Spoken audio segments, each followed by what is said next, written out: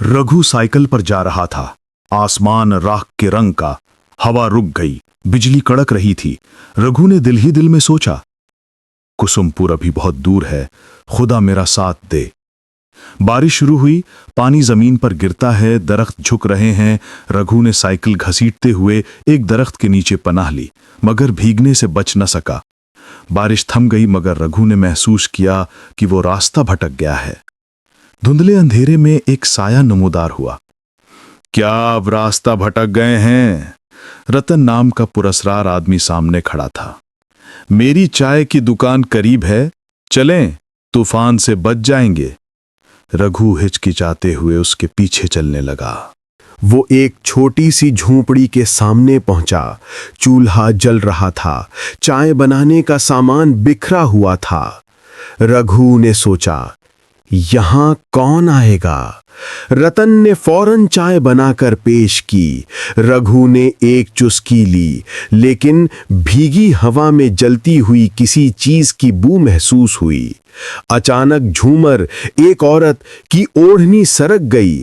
खून की लकीरें गले पर। रघु के दिल की धड़कन तेज हो गई। वो खौफ से कांपने लगा।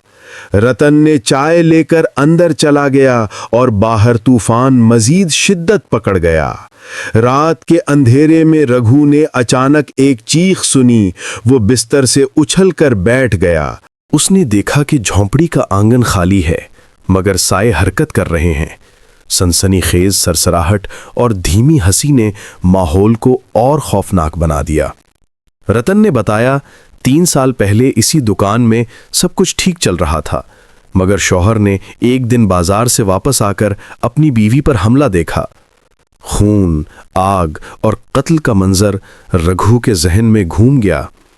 रघु कांपने लगा, दिल की धड़कन तेज, सांसें रुकने लगीं।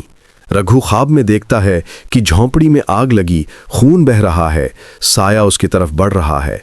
दरख्तों के साए हरकत कर रहे हैं, हवा के झोंके से दरवाजे खुद ब खुद खुल रहे हैं। रघु का खौफ और सनसनी बढ़ती जा रही है। सुबह हुई, रघु बाहर निकलता है। झोपड़ी खत्म, बस खाली जमीन और साइकिल पड़ी हुई। वो अपना बैग वापस लेता है, मगर दिल में अजीब बेचैनी बाकी है। अचानक तेज हवा के झोंके से ओढ़नी हिली और रघु के सामने खून से सना चेहरा नमूदार हुआ। रघु बेहोश होकर गिर पड़ा।